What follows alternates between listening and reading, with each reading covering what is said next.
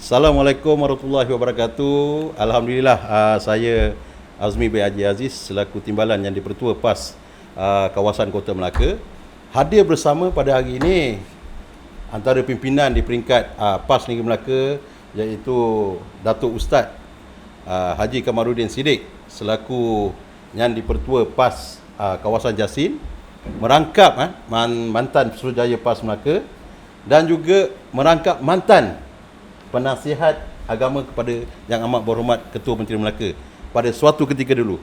Ni kita bicarakan berkenaan dengan isu PRK Don Pelangai.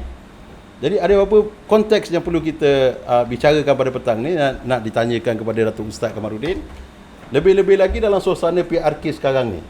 Kalau pandangan Datuk lihat di antara pertandingan di dua penjuru ini, di antara Perikatan Nasional dan juga Barisan Nasional, kalau kita dilihat dalam suasana PRK kali ini, apa pandangan Datuk Ustaz khususnya? Adakah seperti mana yang diwar-warkan, iaitu gelombang hijau ini sudah menular dan lebih menebal di negeri Pahang dan khususnya sudah mula bertapak dengan lebih hebat di Don Pelangai? Kan itu? Baik, terima kasih sahabat saya Azmi. Petang-petang ni kita bersantai sekejap untuk membicarakan tentang pilihan raya di Don Pelangai ini khususnya lah. Jadi berbalik pada soalan sahabat saya tadi, Azmi Ya. kalau kita tengok trend pilihan raya mutakhir ini, khususnya selepas daripada PRU yang ke-15, kita jangan ambil daripada PRN Melaka dulu, kerana waktu itu belum ada satu perubahan yang agak besar, kerana waktu itu belum ada pengundi-pengundi 18 tahun, belum boleh lagi.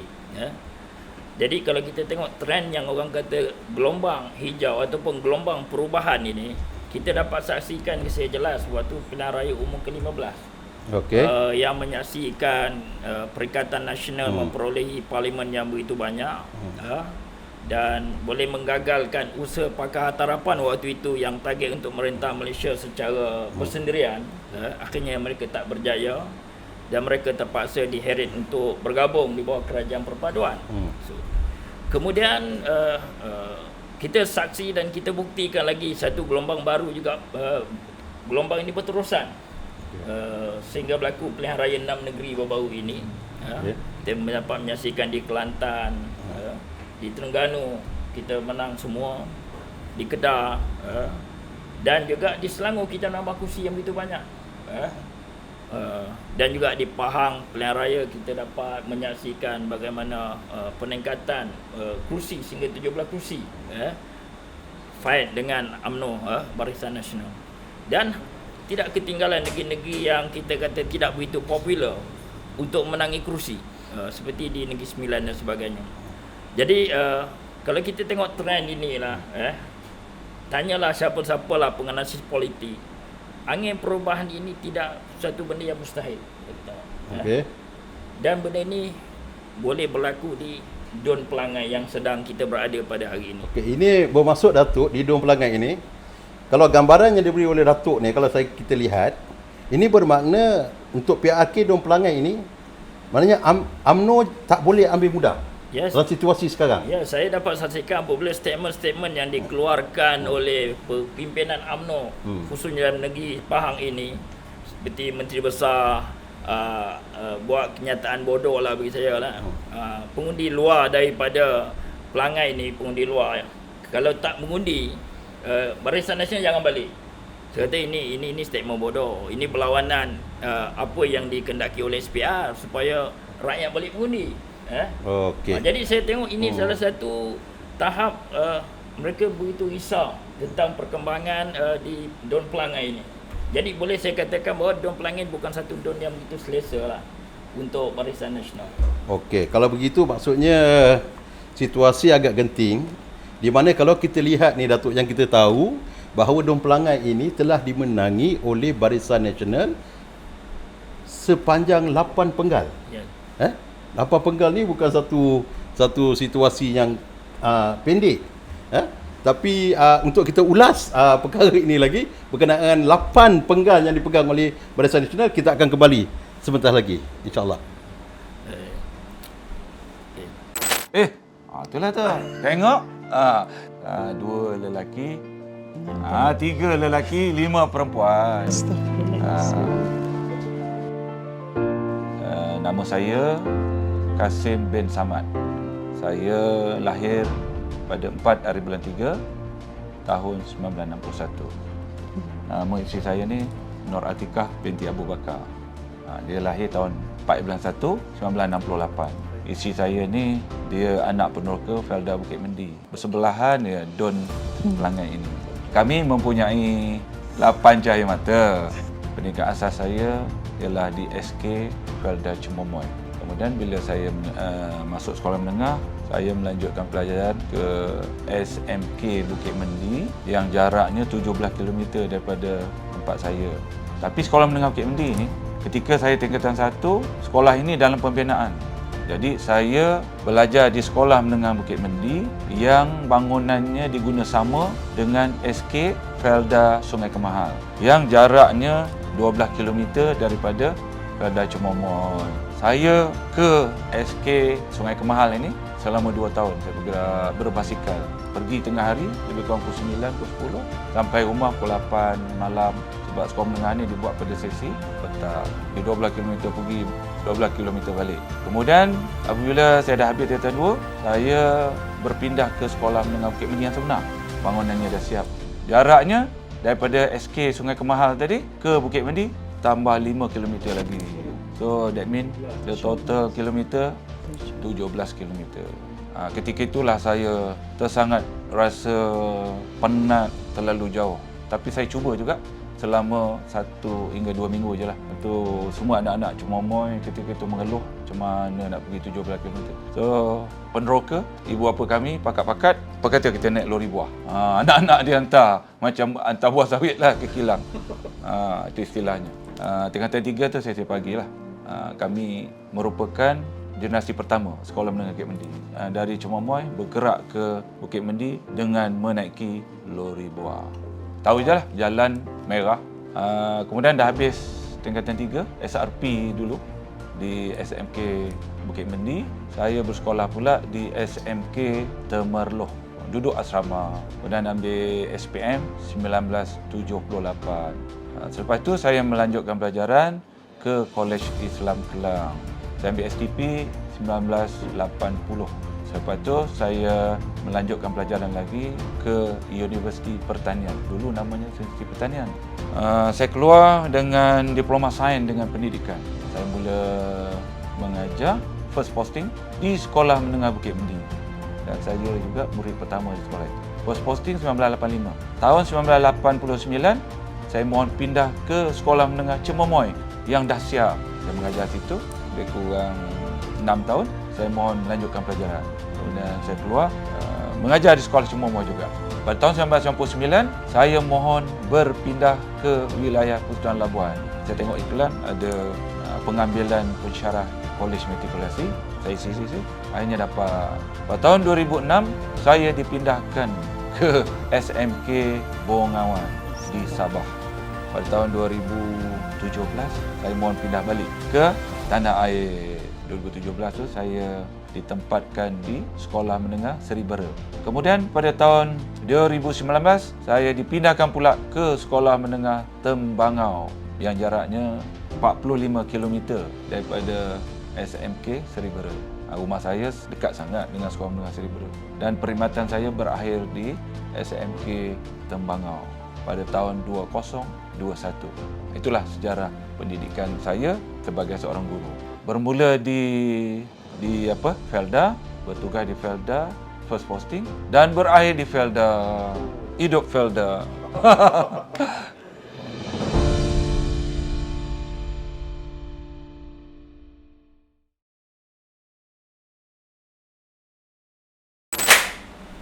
Okey, Datuk Ustaz, kita kembali dalam podcast Jom Borak petang ni sempena PRK Don Pelangai. Dan tadi ada disebut berkenaan dengan UMNO Barisan Nasional yang telah bertanding dan memenangi Don Pelangai ini sepanjang 8 penggal.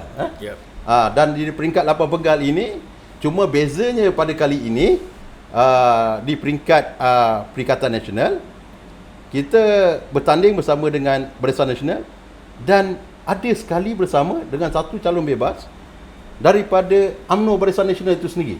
Adakah ini memberi satu kelebihan kepada Perikatan Nasional di mana pemecahan undi yang berlaku nanti di antara calon bebas dan juga calon UMNO yang sedia ada akan memberi kelebihan kepada Perikatan Nasional untuk memenangi dalam PRK Don Pelangai kali ini? Ya, Azmi, saya rasa benda tu sudah hampir confirm lah. Beri keuntungan yang besar kepada calon Perikatan Nasional. Kerana saya difahamkan calon bebas itu di kalangan kepimpinan UMNO. Jadi saya nak gambarkan bahawa memang berlaku perpecahan dalaman UMNO begitu kuat sekarang ni. Okey. Jadi setiap mereka, sama ada saya yakin calon bebas juga mereka ada pengaruh di kalangan ahli-ahli UMNO dan penyokong-penyokong UMNO. Jadi saya rasa benda ni memang tidak mustahil. Perpecahan di kalangan UMNO itu sendiri dia akan menguntungkan Perikatan Nasional. Okey. Dan semua saya nak tambah satu lagi lah tadi soalan yang kita terhenti sekejap tadi. Isu tentang Don Pelangai yang telah dimenangi hampir berapa penggal? 8 penggal. Ini sebenarnya tak mustahil. Saya buat gambaran contoh di Melaka lah. Okey. Untuk Parlimen Jasin. Parlimen Jasin ni boleh katakan Barisan Nasional memenangi semenjak awal kemerdekaan. Itu kubu kuat.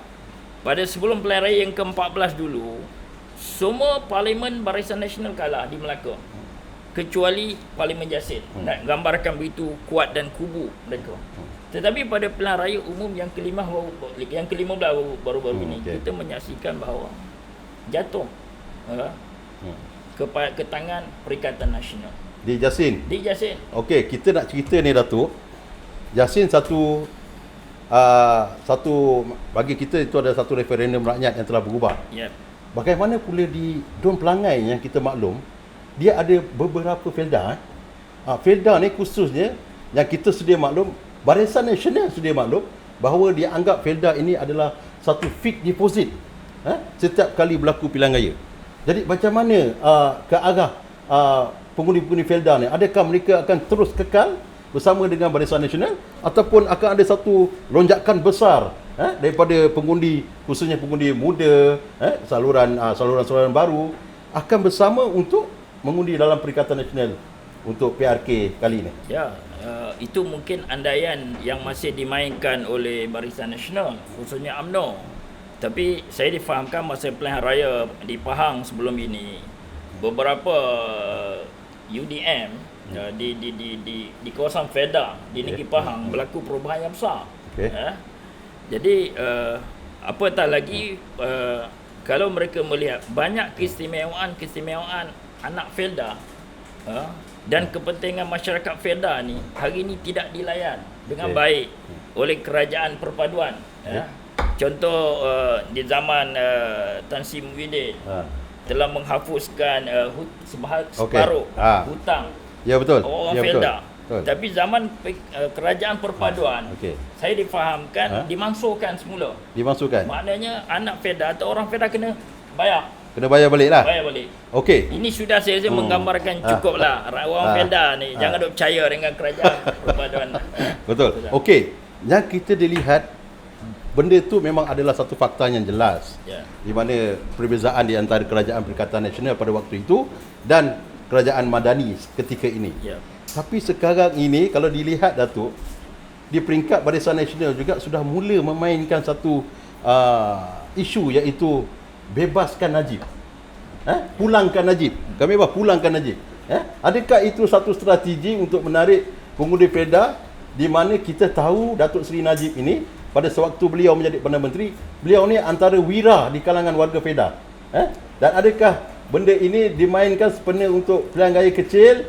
Dan saya tahu sendiri, mungkin Datuk Ustaz Kamarudin pada waktu kita dalam Muafakat Nasional pada waktu itu dan Datuk sebagai penasihat agama kepada Ketua Menteri Melaka mempunyai hubungan yang baik dengan Datuk Seri Najib pada ketika itu. Apa pandangan berkenaan dengan isu memainkan isu pulangkan Najib ni? Ya, saya nasihat kepada orang-orang Felda lah.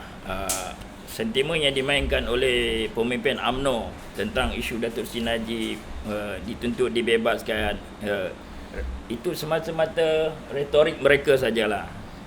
Pimpinan UMNO di peringkat pusat tidak ke arah itu sebenarnya.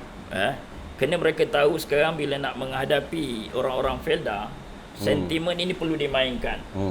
Dan kita tak nafikan bahawa semua masyarakat Felda di seluruh negara, dia ada satu value, sentimen mereka terhadap Datuk Seri Najib kerana jasa almarhum Tun Razak. Tuan Abdul Razak. Okey, ya betul. Jadi dengan sebab itu saya kata pandangan saya lah, saya peribadi, retorik sajalah kalau pemimpin UMNO mengatakan bahawa untuk nak membebaskan. Tapi yang bebas awal saya rasa tengok Datuk Seri Zahid yang bebas awal. Datuk Seri Zahid yang bebas awal. Kalau kita tengok sini, saya tahu masyarakat Fedah marah.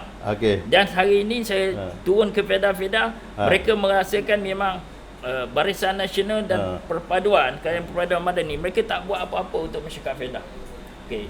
Dan untuk masyarakat Fedah saya nak beritahu, saya ada pengalaman sikit dengan Datuk Seri Najib zaman Muafakat Nasional. Semasa pilihan raya kecil Kemaran Highland dulu, saya satu rombongan mengikut Datuk Seri Najib turun ke Fedah. Memang orang Fedah cukup sayang. Datuk Seri Najib dengan cara komunikasi dengan masyarakat Fedah dan sebagainya, mereka masih mengingati jasa almarhum Tuan Abdul Razak. Begitu juga saya pernahlah berkomunikasi secara tertutup dengan Datuk Seri Najib pada ketika itu di rumah Yang Berhormat Ketua Menteri Melaka sekarang waktu itu. Alhamdulillah, Datuk Seri Najib memang orang yang begitu berbudi bahasa kalau berbicara. Dan dia ni sebenarnya dia ni tak suka cakap banyak, tapi dia buat. Dia boleh saya katakan dia ada mirip sedikit macam Tan Sri Muhyiddin lah. Sri Muhyiddin ni dia tak cakap banyak, tak macam PMX sekarang, cakap banyak, buat tak ada. Jadi maknanya setakat ini kalau nak menarik hati orang Felda sudah tidak ada lagi fixed deposit. Dia berkait rapat dengan pimpinan lah, contohnya Datuk Seri Najib. Adakah Zahid ini tidak boleh sama? Zahid Hamidi ni sama pengerusi Presiden UMNO ni sama dengan kedudukan dengan Datuk Seri Zahid ni. Macam mana ni tu? Zahid ni pada penglihatan masyarakat dan rakyat, anak-anak muda khususnya, dia lebih memperjuangkan untuk peribadi dia. Dia tak buat ke mana pun.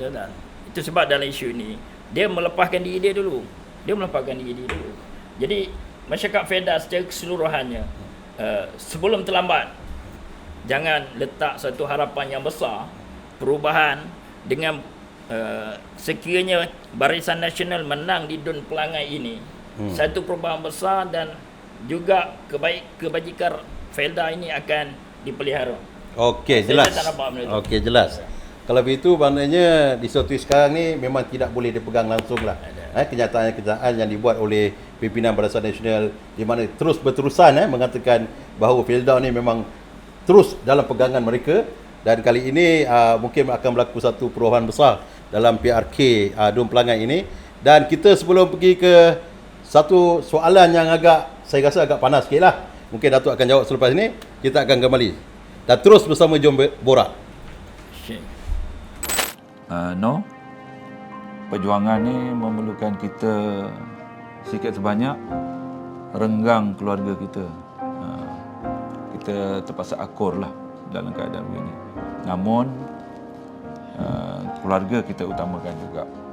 Kita tidak kesampingkan, itu kena faham lah. Sentiasa jaga hubungan anak-anak, walaupun nanti kalau berlaku kehilangan ataupun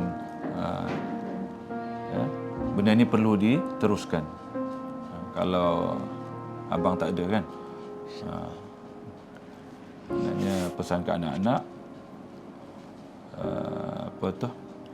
perjuangan dalam Islam ni menegakkan agama yang kita selama ni berada dalam PAS, perlu anak-anak ikut. Sebenarnya abang ikut ayah dalam politik PAS dengan keadaan yang serba susah pada peringkat awalnya. Akhirnya kita tercebur diri dan nak anak-anak kita juga akan ikut. Okey, insya-Allah. Doakan abang berjaya dan sabar. Terima kasih. Kita sentiasa juga mendoakan abang. Terima kasih.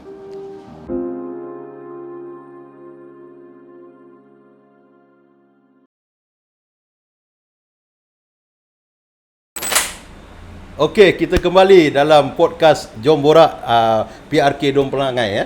Kita sambung bersama kita masih lagi Datuk Ustaz Kamaruddin dan soalan yang saya nak, pertanyaan yang akan saya berikan ini mungkin agak sedikit panaslah Dan sekarang ni kalau dilihat slogan-slogan yang dimainkan di peringkat kita sendiri, Perikatan Nasional, bahawa kalau berlaku perubahan di Dom Pelangai ini, maknanya akan berlaku perubahan besar di peringkat federal, di peringkat Malaysia.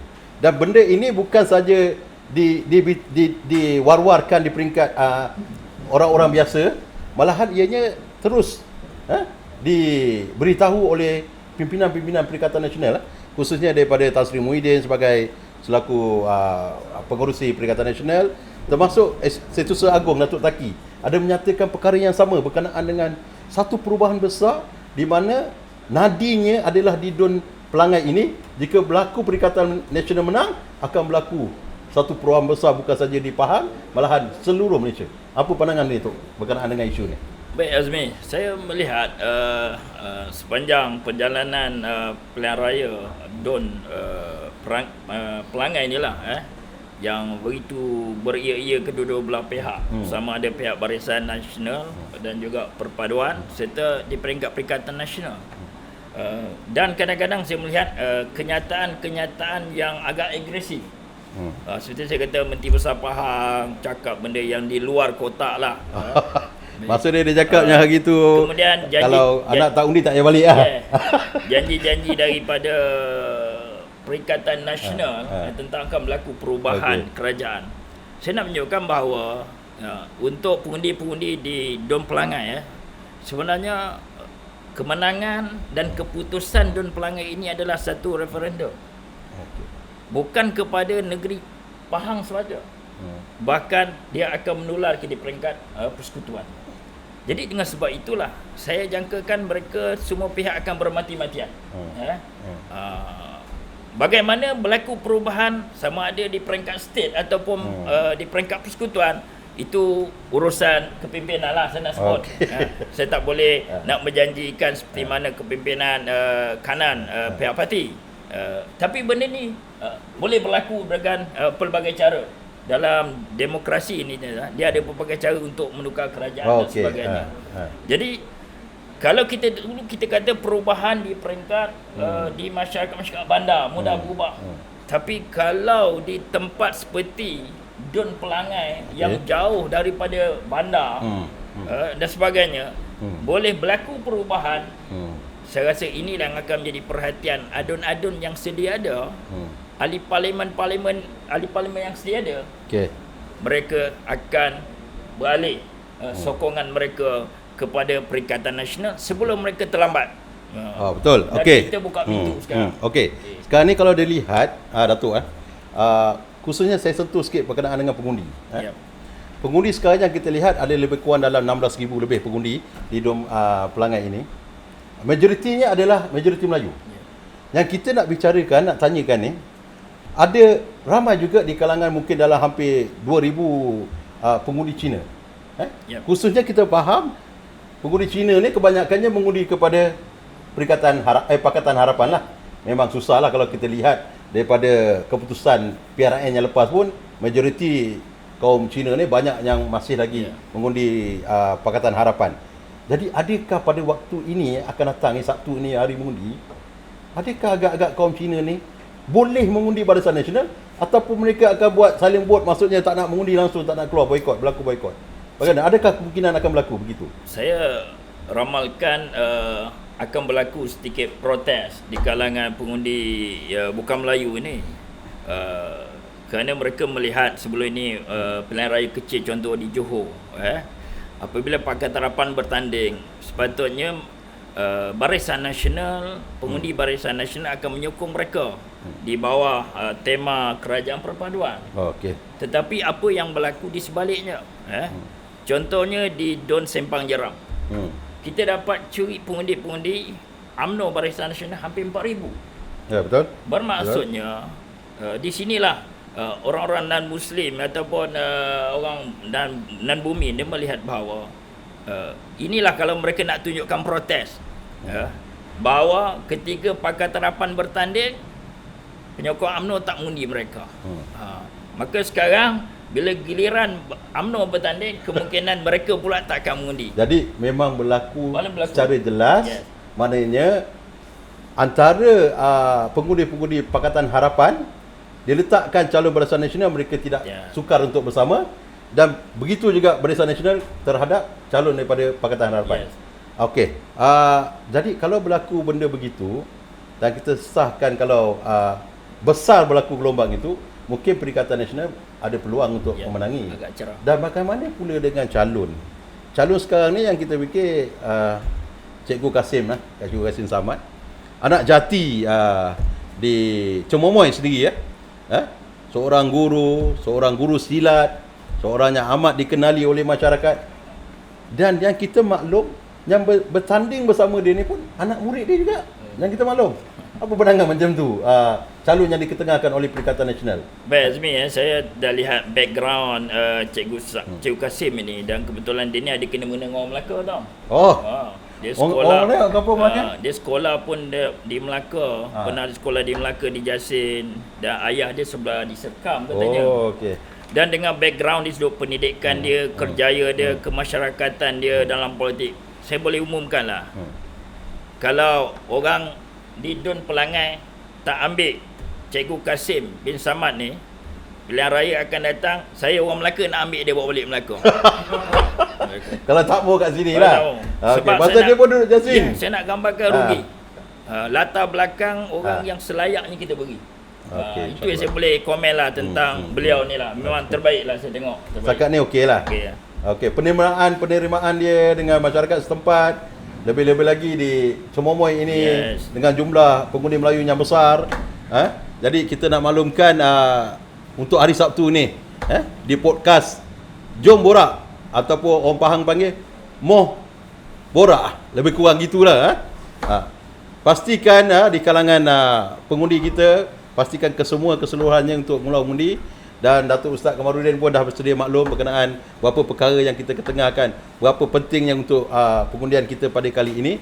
Dan kita minta sekali lagi penduduk pengundi PRK N36 Dun Pelangai, pastikan hari Sabtu ini undi calon kita, calon nombor 1, iaitu Cikgu Kasim bin Samad. InsyaAllah kita bersama dalam sesi akan datang. Assalamualaikum warahmatullahi wabarakatuh. Takbir. Allah. Okey, saya